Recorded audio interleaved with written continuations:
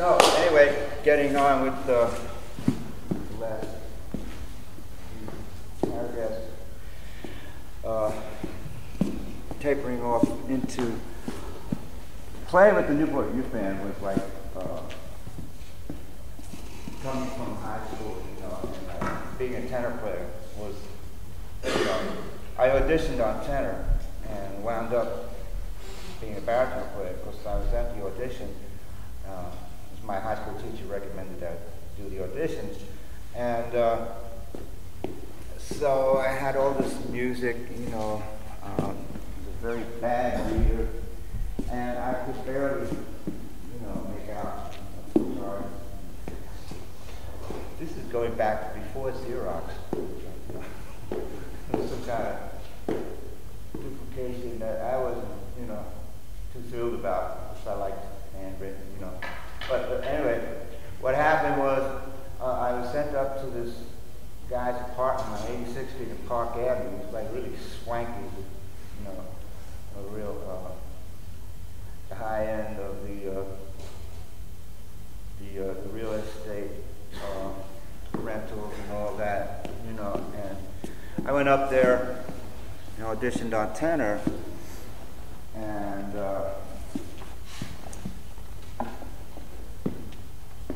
up until then, I was studying records that were being produced by Horace Silver and Art Blakey and jazz messengers.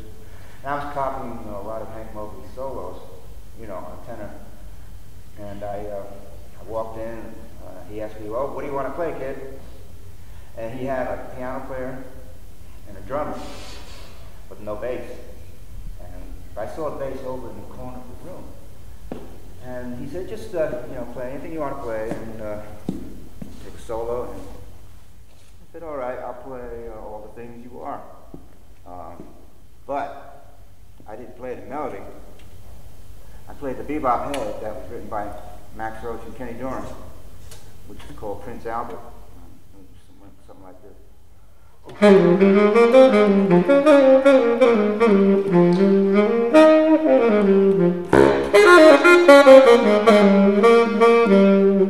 Right? So, based on the chord change of all things you are, the first couple of bars, just piano, all things you are.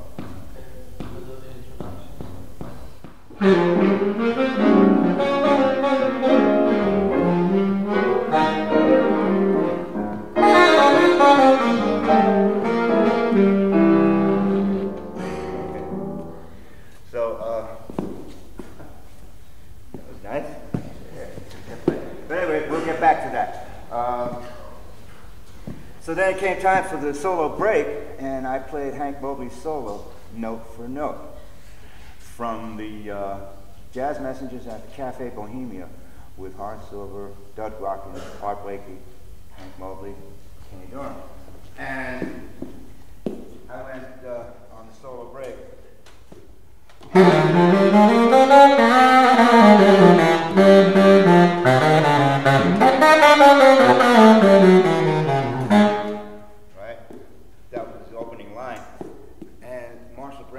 Jumped up out of his seat and like saying, "What? Yeah!" and I'm playing, and I see him running across the room to pick up the bass, and he starts playing with it, doom, doom, doom, doom, doom, doom, doom, you know. I said, "Well, gee, that was great, you know. It's like I felt good, you know, that me, Ronnie Huber, would want to make somebody else play." You know, it's a very good feeling, you know. So, anyway, cut to the chase. He said, all right, kid, come on, I got some music for you. And I had to read some music, my horn was leaking, and I had a lousy mouthpiece, and I didn't even know anything about mouthpieces back then, you know, on how to get a good tone or anything. Yeah, it was just, you know, not too hip to a lot of things. So the audition was over, and he takes me out into the hall. He said, listen, kid, I got a hell of a lot of tenor players, but no baritone players. You want to play baritone? I said, well, Brown, I don't have a baritone. He said, well, if I buy you one, will you play it? I said, well, yeah, okay. So he said, guess what? Me and Jerry Mulligan just went downtown the other day and picked out a baritone for you. You know, and that didn't really impress me. It was like, you know, why would Jerry Mulligan want to go downtown and pick out a baritone, you know, for some kid, you know, that he didn't even know. But I think Marshall just like tried to like snow me, you know, a little bit. And so I went down to pick up the horn, and I proceeded to go home and wood set the baritone, and all the guys in the band were saying, you got to get a hipper sound, man. You got to get more edge like Pepper Adams. So I bought all the Pepper Adams records and find at that time it was like Donald Byrd and Pepper Adams had a group. And Jimmy Owens, he was the youngest guy in the Newport Youth Band. He was about 13. I was about 17, 18. 17 going on 41. Growing up real fast, you know. So then Jimmy Owens took me up to Small's Paradise where Donald Byrd was playing with Pepper Adams. And so I asked Pepper Adams, you know, what kind of mouthpiece he uses, and he said he sent away for his mouthpiece from the Berg Larson Company outside of London, and it was a very small tipped opening. He used a very hard reed, and for my thinking, I thought that you had to have the biggest tip opening to get the biggest sound. You know, never thinking that it worked the other way too. So, but anyway, that came later on in the years. How to find my sound and the equipment that I like to use. You know, because Pepper Adams used a certain mouthpiece, it didn't mean that it was going to work for me. So, and I've been using Rico reeds for like eons, you know, and I always like the Rico regular, and they've come out with all kinds of different types of reeds, and I'm still sticking to the Rico regulars that they had like 100 years ago. And so, anyway, yeah, take a break, guys. Oh, this guy's gonna talk forever. You'll get to play in a few minutes. Don't worry, you got time. I hope you have time. Yeah? Great. But the bass player got to leave at 3. Okay, we'll do a trio. We'll do a trio. All right? No. So then, where am I? We're talking about mouthpieces, reeds, Rico reeds, and so now I'm starting to play around New York with a lot of bands. I'm doing a lot of Latin jazz. Starting to get into going to a lot of jam sessions in Harlem, and that's when I've been through the big band thing in the early '60s. I was Maynard Ferguson's band. Because Micah Benny, the piano player from the Newport Youth Band, was now also playing with Maynard Ferguson. He's been with the band for like a year before I joined the band. Matter of fact, that's how I got in, through Micah Benny's recommendation. So, matter of fact, I didn't even have to audition. I just went to the first gig and started working with the band, simply on the strength of Mike's recommendation. Anyway, played with Maynard's band for about 2 years, and then laid around New York, like in between gig I had with Lionel Hampton's band. Went out with Hampton for about a year and a half. So all the while, trying to get into see, there was a thing called the studio scene, you know, in New York, and it was starting to get real hot, getting into the late 60s. But anyway, I did, between Ham and Woody Herman, I did a gig, let's see, no, wait a minute, let me backtrack a little bit. I was like in between gigs, and yeah, I had this more together this morning. Anyway, after all the big band work I did,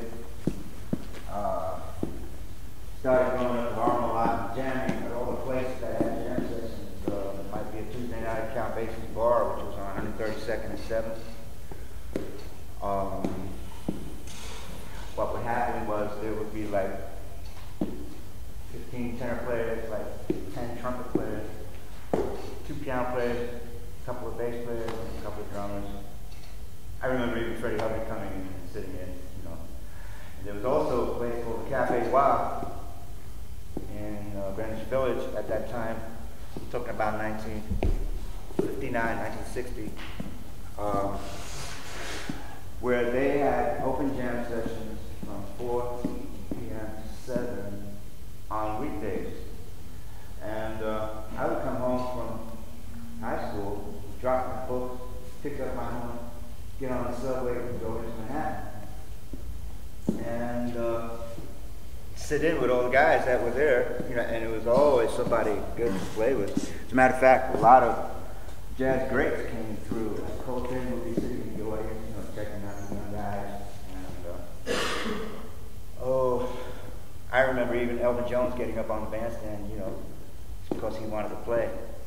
And I would be on the bandstand with Elvin Jones, you know, and that was quite exciting to hear that master drummer playing behind you. Anyway, it was a great time for music, although the club scene wasn't happening that much. Anyway, you know, out of all these jam sessions that I was doing, you know, this guy, he was the manager of George Benson at the time. I'm talking about like middle 60s now. And I was up in Harlem, and I just came off the bandstand playing with, it might have been Jack McDuff, I don't know. But he says to me, what's your name? I said, hi, I'm Ronnie Cuber.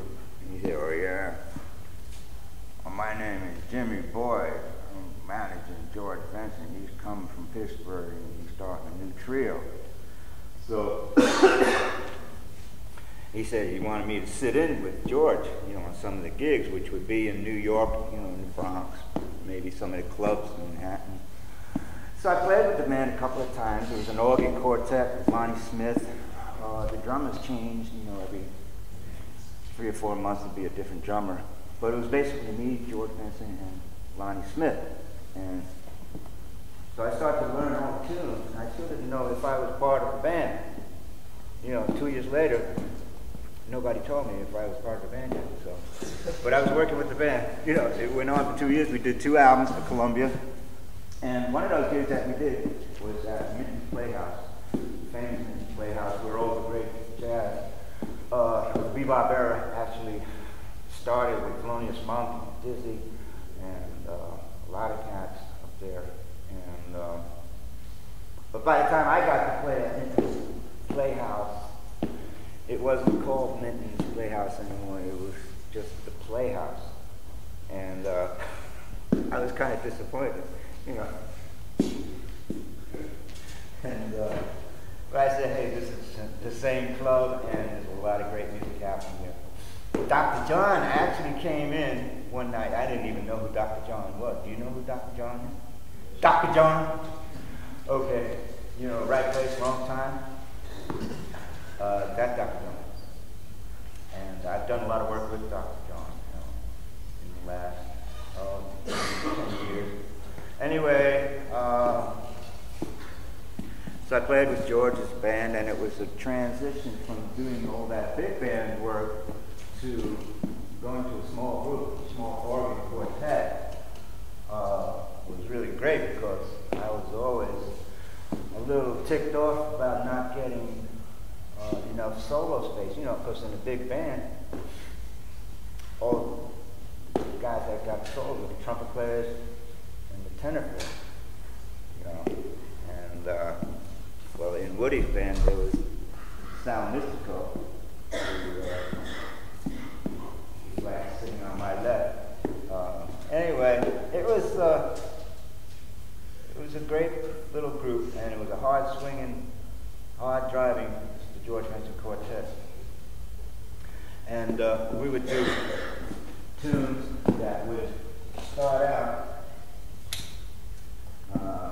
like a blues in A flat, 1, 2, 1, 2.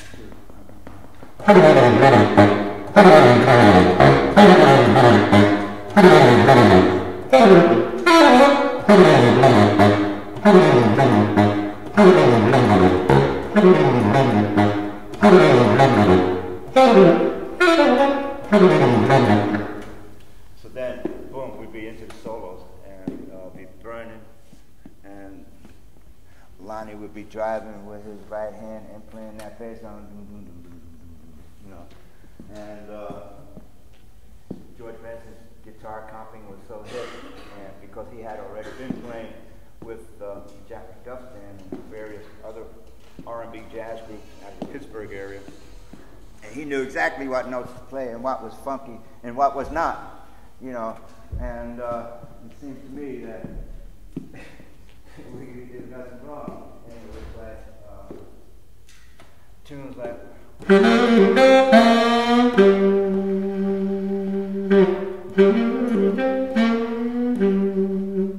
know, we get into kind of like a soul jazz kind of groove, and sometimes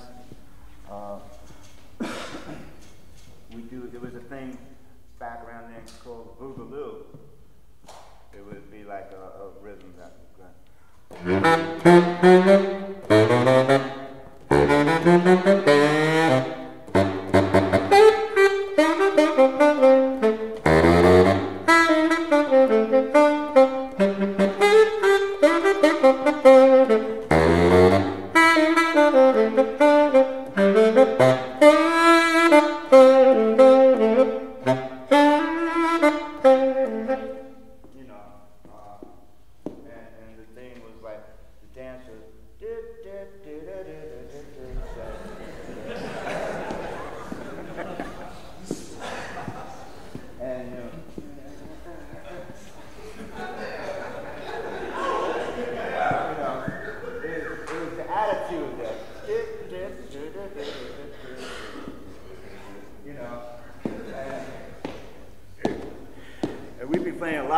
That were into that kind of music, and George Benson knew he would feel out the audience, and sometimes he even sang if he saw some real pretty women out there, you know.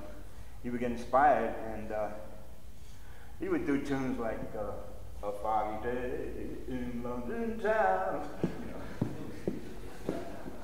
But it was no lame kind of groove. It was kind of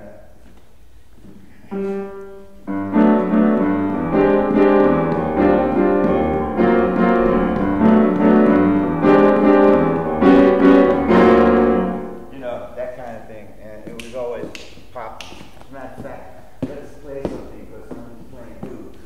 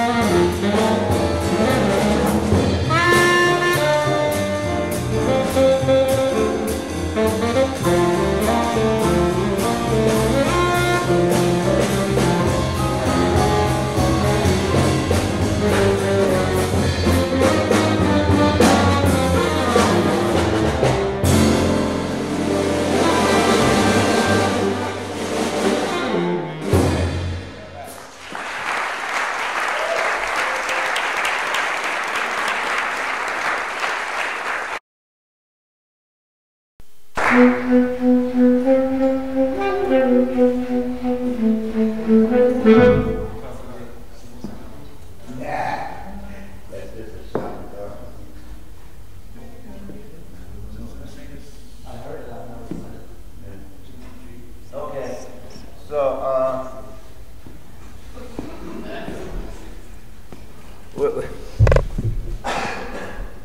we're talking about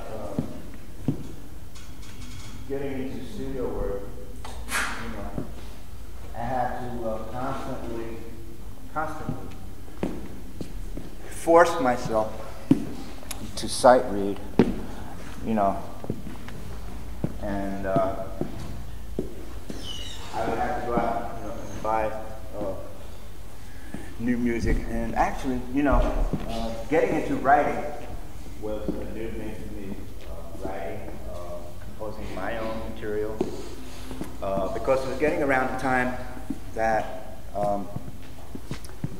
I was being approached to do my own record dates, and they were always asking for originals, and I would never have any original material, you know, because I was too busy learning all the bebop heads and you know, things like Charlie Barker's Confirmation, tunes like that, you know, and it was beyond me that I should attempt to write anything.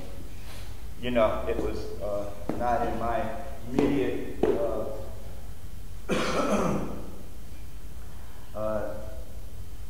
I had no desire to even pick up a pen. But, you know, one night I got this idea, you know, got the idea, and I heard it in my head, and picked up the pencil and started to write it down. It was just a blues. It was a Latin blues. The Latin blues that went like this. And of course, I would title it Arroz con pollo. You know, which, like 1,000 other Hispanic jazz or artists, probably named their tunes Arroz con pollo that I didn't even know about. I thought this was an original title, you know. So anyway, it goes like this.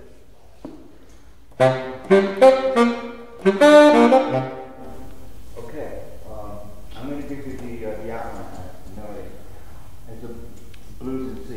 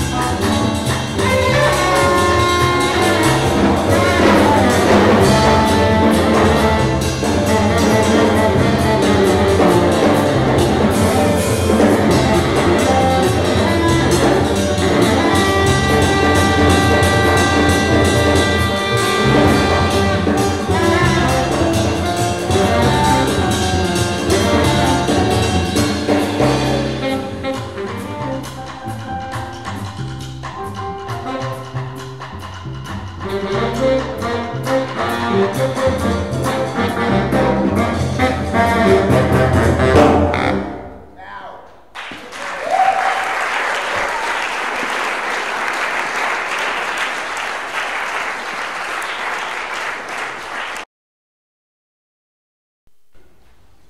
that was another tune inspired by the first tune that you heard. It was a blues and C, Latin. And thank you. How about a big hand for Pavel?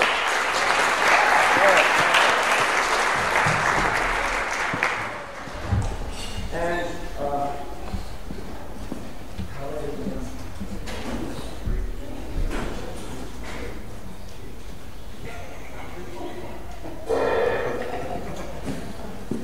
all right, so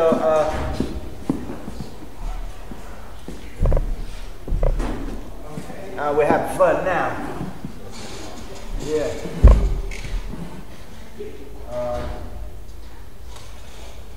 So like when it got to be around the early 70s, I decided to stay in New York and to see what kind of trouble I can get into.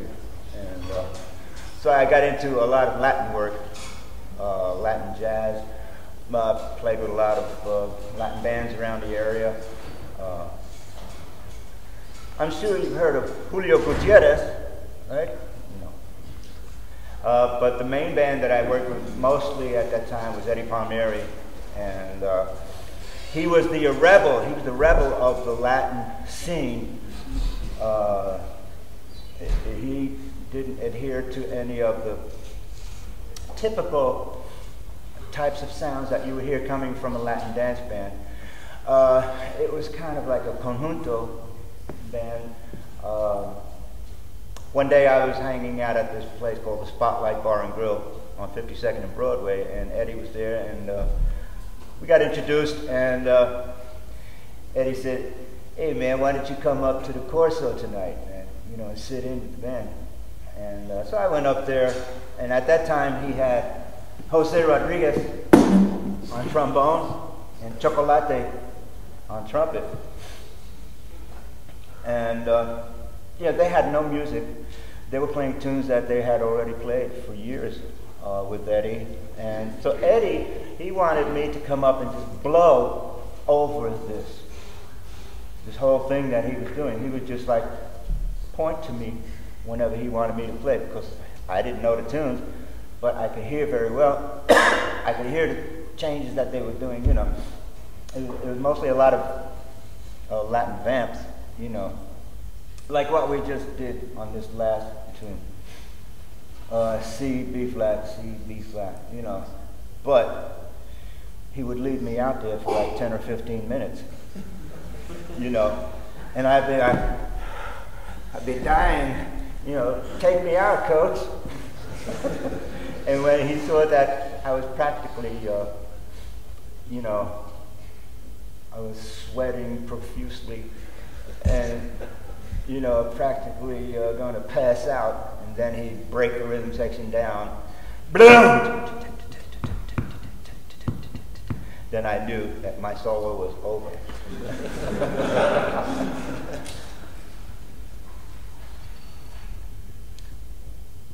I hope this is my water. Isn't that the nastiest thing? You pick up somebody else's water and like, wow. Anyway. Oh no, I've got it. I got the dreaded disease. Now this is here from this morning. But I didn't know I drank that much. But so Eddie, you know, he provided me with a lot of work, and I did all the Latin dances, and then he got tired of doing dances. He decided that he wasn't going to do any dances anymore. He was going to do strictly concerts and recordings, and he lifted himself to another level of artistic expression, and he was getting more money. He didn't have to work this dance circuit anymore, and he was getting Now he had already recorded for CBS, you know, and I was on those records, The Son of Latin Music, and the very first one was, I think, Vámonos pa'l monte, which means, let's go to the mountains, right? Yeah. Anyway, we would walk into the studio because he wanted to have some horns on some tracks, and he had no music. So I would get guys like Randy Brecker to come in, you know, call Randy Brecker up and say, hey man, we've got a record date with Eddie Palmieri. I got 3 o'clock, man, can you make it? He said, yeah, sure. So we walk into the studio, and so Eddie would play the track, and we'd listen, and he said, well, come on, man, give me those great jazz lines, man. You know, you guys are jazz musicians. Well, come on, let's hear something. Come on, you know. And me and Randy are looking at each other like, this guy is out of his mind, you know.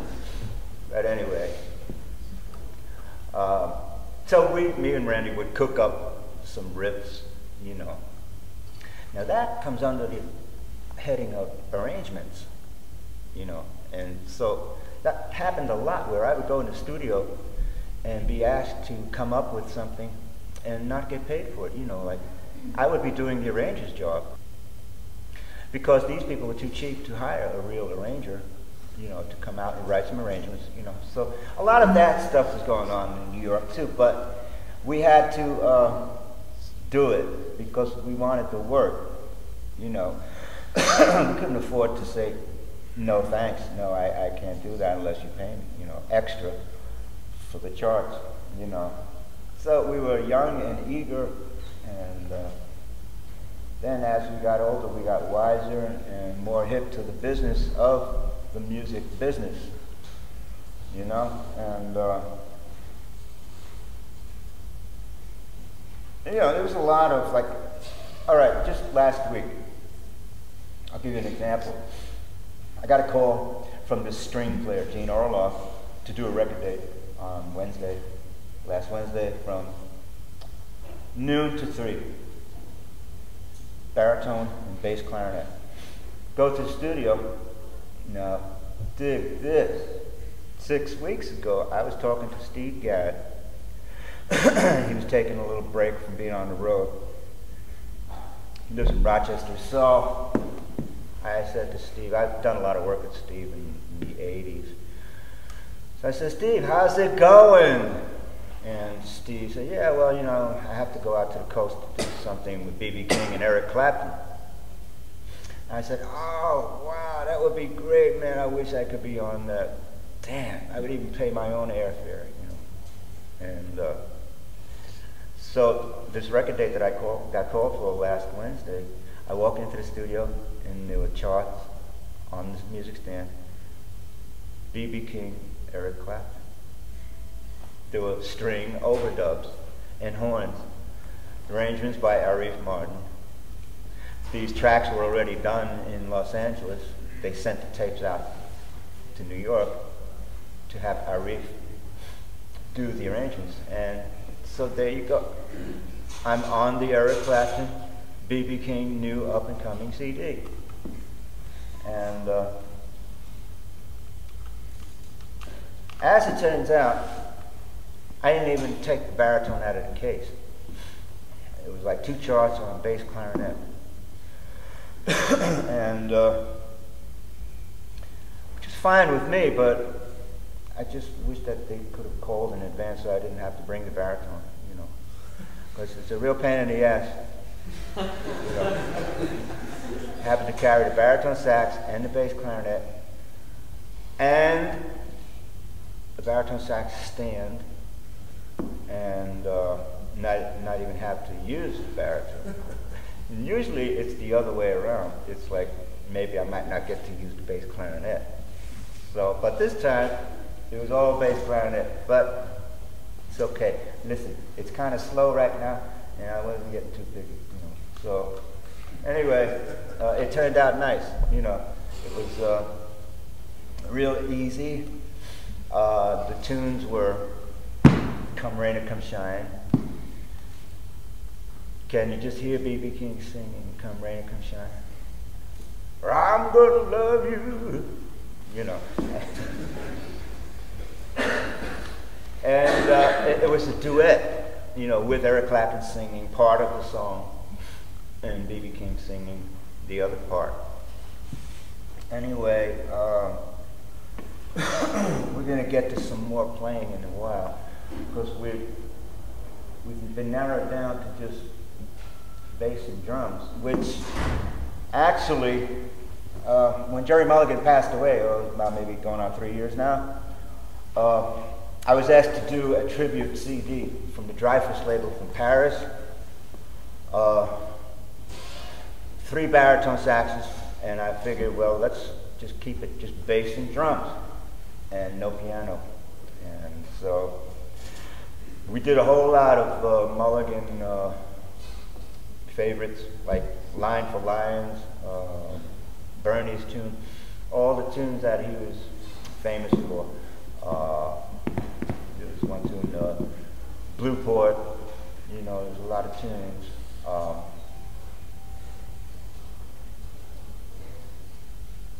Anyway, the reason why I brought that up was because it was just bass and drums, and I had to write for 3 baritone saxes, baritone 1, baritone 2, baritone 3. Of course, I'm baritone 1, you know. And all the other guys. It started out with Nick Rignola and Gary Smoley and myself. Well, because I'm baritone 1, because I am most familiar with my arrangements and how the lead part should be played. Now, voicing 3 baritone saxes is one challenge and a half, because usually I like to play with trumpet, tenor, baritone. And when I write, it's usually the higher voice, middle, and the lower voice. But now you got 3 lower voices. Now I have to play up there somewhere, very at the top of the horn, you know, because I have to be careful on what key the tune is in, so it doesn't get too muddy, where like you're playing that.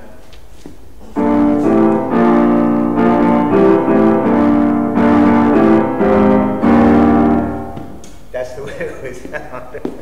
It would be down there somewhere, so I have to put the melody up like, and make sure it wasn't too high for me to play. You know, I'd be putting myself sometimes up in the tenor range for the baritone. There's a tune called Waltz for Heraldus on that album. You start out like this.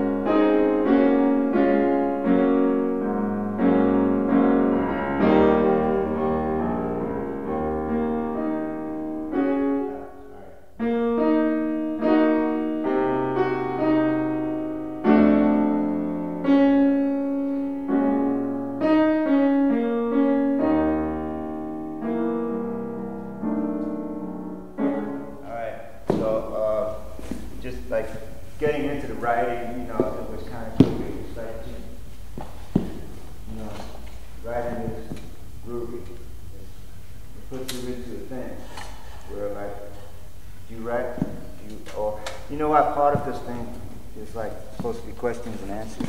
I forgot all about that. So, anybody got any questions? Going on.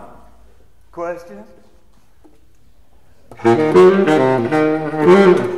you go.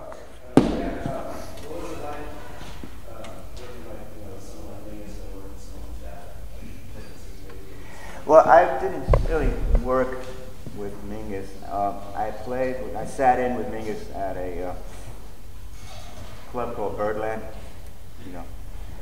It was back in the early 60s, and it was just on the last set of an evening that he was there. And the way I got the gig with Frank Zappa was I was doing the Saturday Night Live show. I was a sub for the baritone player that regularly does the show. Regularly, you know.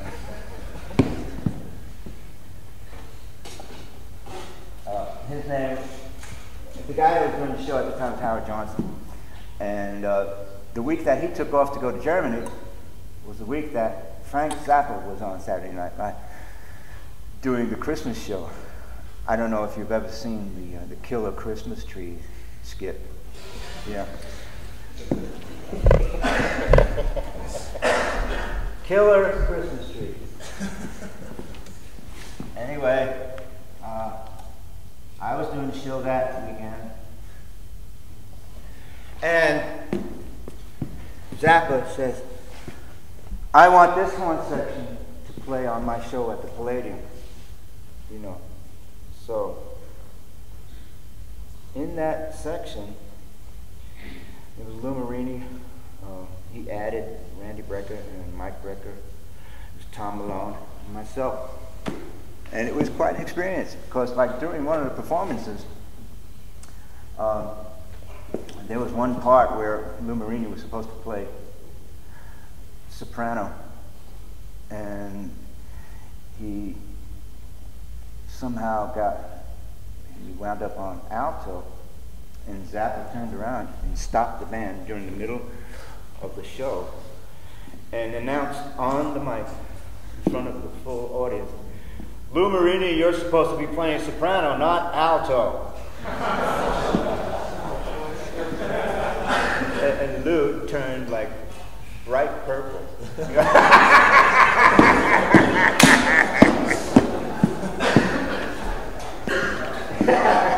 Can you imagine? Anyway, Zappa was like, he wanted that fifth place. So, I remember we were doing sound checks at the theater, and it was really cold, and I was complaining that it was too cold. And Zappa kind of overheard, you know, because I didn't care about myself. I was thinking about my instrument, because when the horn gets cold, the pitch kind of drops, you know. Anyway, they were off on the side of some room taking photographs for some kind of promotion, you know.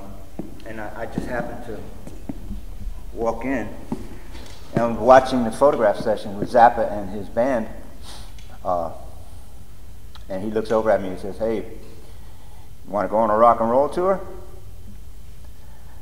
It gets much colder than this.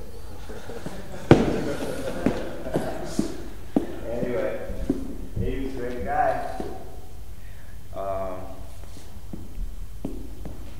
He was very inspiring to me because I noticed that after we'd do like a 5 or 6 hour rehearsal, he'd put his coat on, go back to the hotel, and do more writing. Wow, huh? I mean, that is dedication, man. You know, I mean, if it was me, I wouldn't even want to touch my horn, you know, for like a day, and go to the bar and have a drink, you know. But anyway, I'm more like zapper today than I was back then because I don't drink and I don't drug, and I get my kicks from actually playing, with guys like you and writing, and I think we got to get going. So once again, I'd like to say that. How about some more questions? I'm like really running my mouth. So. Yeah, I was interested in your experience with Donald Fagen and Steely Dan. Donald Fagen, Steely Dan. Whoa.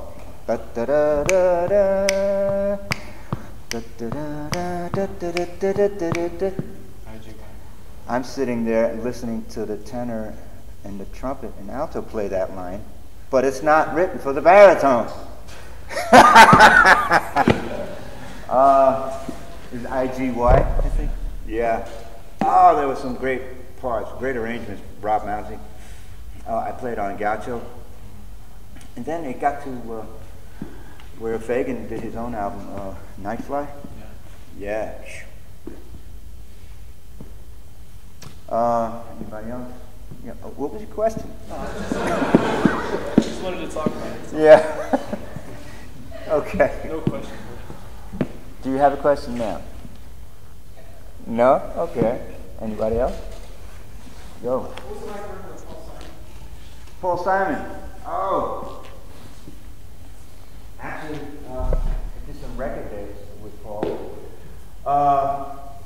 you remember that tune? Dun, dun, dun, dun. You could call me out. I had to play bass sax and baritone.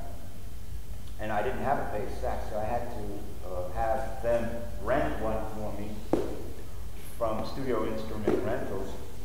And when I got to the studio, I had to check it out, and it was kind of funky. It was like not working really well. It was good enough to get by, and I'm trying out the horn, and Paul walks in with this really worried look. He said, "That's it, huh? It's cool." I said, "Yes, Paul, it's fine." Anyway, then what happens is the machinery, there's a problem with the machinery in the control room where the pitch was a quarter tone off.